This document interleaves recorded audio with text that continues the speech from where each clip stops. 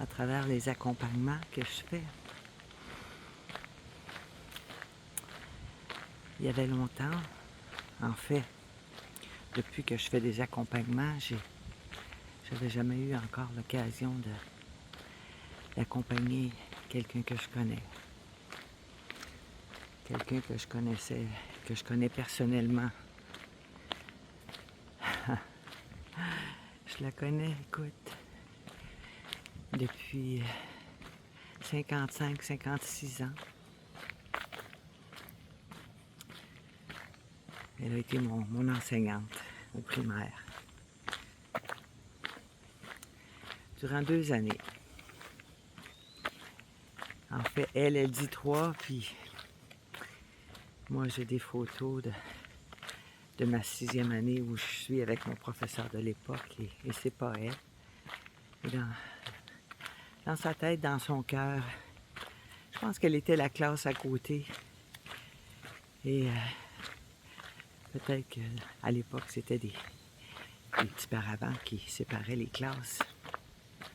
Et peut-être qu'elle avait régulièrement les yeux par-dessus, en ayant l'impression que c'était moi. Je pense qu'elle m'aimait bien. Et on s'était perdus. Elle a enseigné un de mes fils en 6e année. Et on s'était à peine entrevus à ce moment-là. Et c'est Facebook qui nous a permis de nous retrouver à nouveau. On a eu des échanges depuis ce temps-là. On s'était revus. Et là, après quelques semaines seulement de ne pas se sentir bien, elle a eu un diagnostic.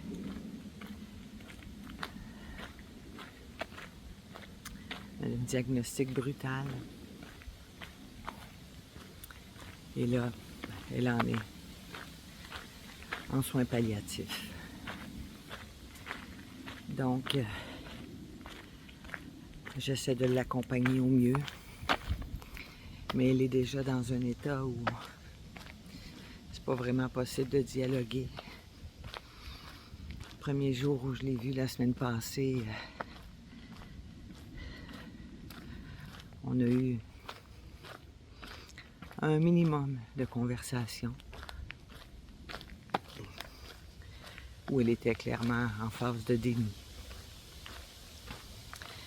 Donc, c'était le contact d'accompagnement un peu plus actif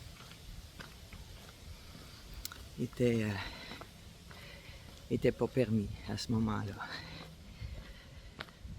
Et les 2 autres journées où je l'ai vue, ben, le contact est définitivement plus possible. La conversation est plus possible.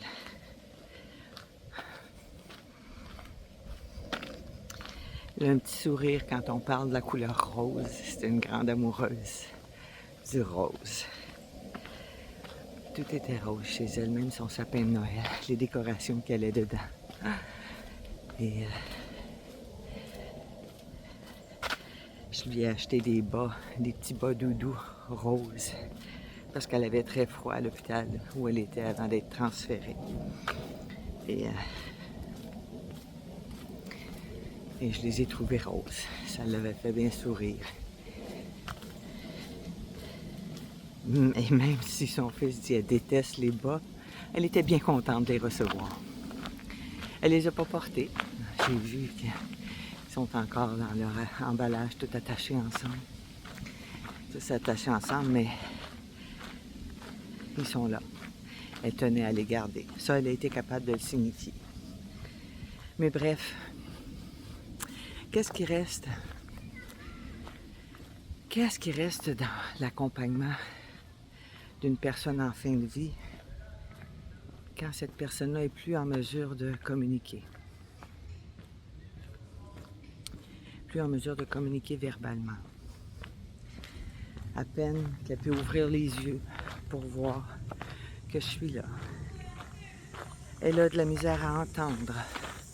Son ouïe fait défaut depuis quand même plusieurs années. Mais là, avec la faiblesse du corps, c'est encore plus une réalité.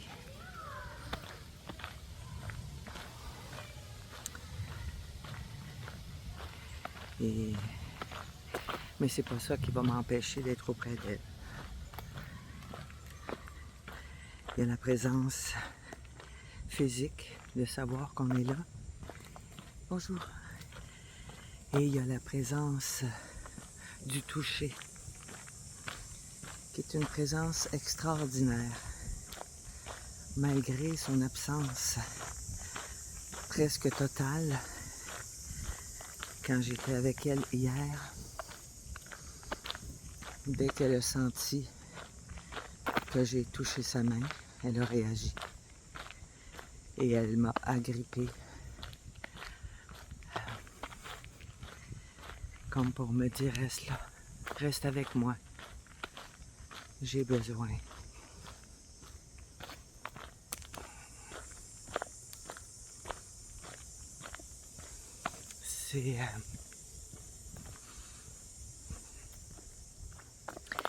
J'ai trouvé ça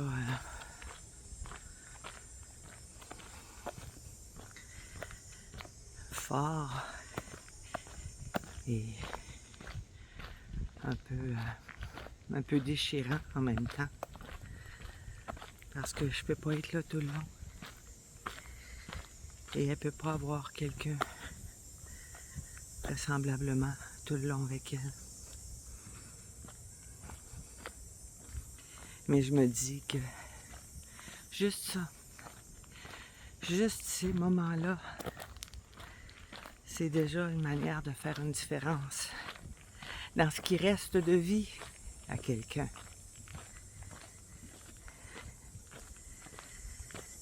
Et ça, je pense que chaque proche, dans la mesure où ce proche-là a un lien significatif avec la personne en fin de vie, bien sûr, quelqu'un avec qui les liens auraient été brisés, puis qui viendrait peut-être juste par souci de qu'est-ce que les gens vont dire. Peut-être que ça n'aurait pas le même impact, mais encore là, moi je me dis que quand la fin arrive, il y a souvent des bien belles choses qui peuvent se passer. Dans le cas de mon ami, je sais pas comment ça pourrait se passer si ça arrivait. Parce que, comme je le dis, la conscience est plus ou moins là. Par contre, ce que je sais, c'est que Louis, c'est le sens le plus puissant qui demeure en fin de vie. Le toucher est un sens aussi très important. Donc, peu importe ce qu'on a à dire à notre proche, peu importe qu'on ait l'impression qu'il ou elle soit plus conscient qu'on est là, moi je t'assure que ta présence réelle, là, avec un contact en parole, un contact au toucher, un contact même à parler avec d'autres autour, tant que ça reste respectueux, à rire même, hein? À rire si c'était le genre de dynamique que cette personne-là aimait, si ça la faisait vibrer. Moi, à un moment, sachant pas trop ce qu'elle pouvait comprendre, je me suis souvenu que j'avais déjà vu un clavier électronique chez elle, un piano pas mécanique, mais un piano électrique. Et je me suis dit, oh là là, ben oui, elle doit aimer le piano, c'est sûr. Et moi, je suis en amour avec Alexandra Stravinsky, c'est une musique qui me fait du bien.